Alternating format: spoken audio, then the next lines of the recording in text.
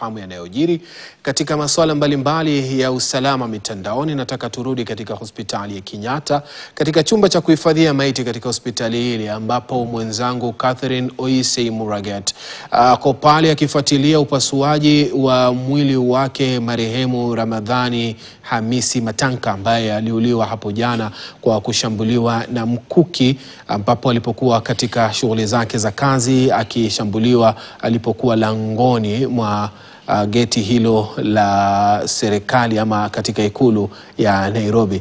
Catherine Imuraget, kwa sasa hivi kipi kinajiri? Je, upasuaji wake umeshaanza, na baada ya hapo tunatarajia nini? Je, familia imesemaje kuhusiana na maziko yake? Maana tunafahamu kwamba kulingana na kanuni za dini za Kiislamu huenda wakataka kumzika leo.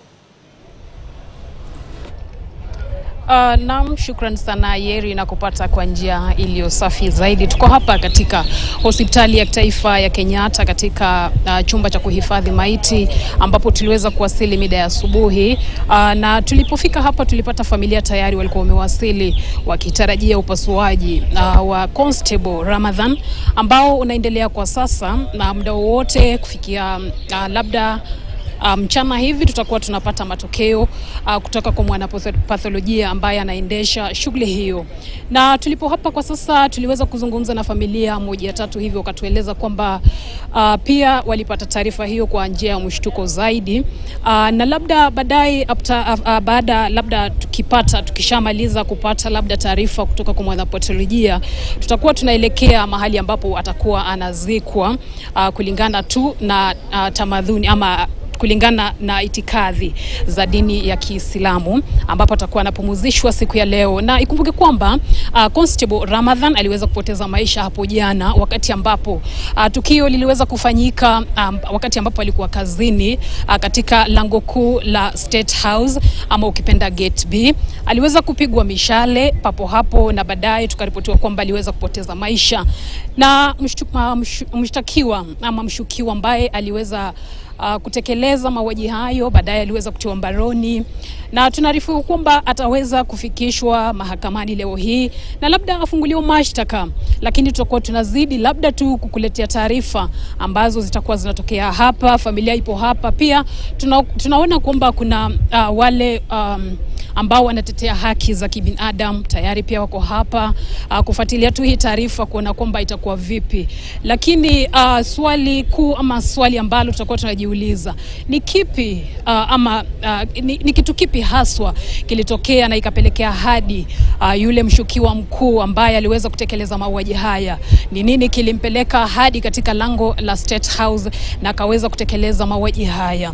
Lakini hapa tutakuwa pia tunakujuza kwamba ile ripoti ambayo itakuwa inatoka hapa kutoka kwa mwanapatholojia ambaye anatekeleza rasmi shughuli hii nzima atakuwa anazungumza nasi hapo baadaye, atueleze labda ni kipi haswa kilitendeka ama ni kitu kipi haswa kiliweza kumuua Ramadhan, Constable Ramadhan.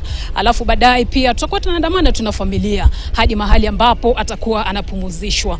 Na yote basi tutakuwa tunazidi kuwaletea, tuzidi kuandamana moja kwa moja. Lakini sasa Yeri, sina mengi kwa sababu bado hatujawasiliana na familia kabisa.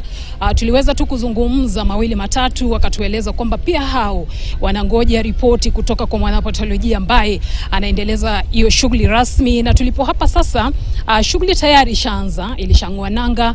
Kwa hivyo sisi pia hapa tuko tumekita kambi kuona kwamba ni yepi ambaye atakuwa yanajiri, na pia sisi tutakuwa tunaeleza pale studioni muweze pia labda kufahamu ni kitu kipi haswa kimejiri. Lakini kwa sasa bado tuko hapa tunakita kambi katika chumba cha kuhifadhi maiti cha Kenyatta, ambapo tutakuwa tunawapeperushia taarifa hizi moja kwa moja wakati tu ambapo tutakuwa tunapata taarifa kutoka kwa mwanapatholojia ambaye anaendeleza hiyo shughuli. Na pia tutakuwa tunazungumza tu na familia, na tunaarifiwa kwamba hiki ni kisa cha kwanza kabisa kutokea tangu nchi yetu ya Kenya ipate ipate uhuru tangu mwaka 2063. Hakujawahi tokea maneno kama haya, lakini ni kisa cha kwanza kabisa cha kusikitisha. Lakini tutazidi pia kukita kambi hapa, na labda Yeri ni kurejeshe kwako studioni. Sisi baada ya hapa tutakuwa tunafululiza moja kwa moja na familia hadi maeneo ama mahali ambapo atazikwa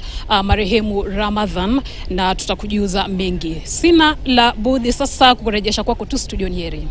Asante sana mwenzangu, kwa kweli amekita kambi katika eneo hilo la KNH kuhakikisha kwamba anafuatilia yote yanayojiri pale, na atakuwa anatupasha kwa kina ile ripoti ya mwanapatholojia ambayo itakuwa inatolewa baadaye kuweza kufahamu ni kipi kilichosababisha mauti yake Ramadhani Hamisi Matanka ambaye aliuliwa. Ni kisa cha pekee kufanyika kwa mara ya kwanza katika lango kuu ambalo ni lango la Ba pale katika ikulu ya Nairobi hapa jijini Nairobi. Tuelekee katika ufadhili wa vyuo vikuu, tusikilize anachokizungumza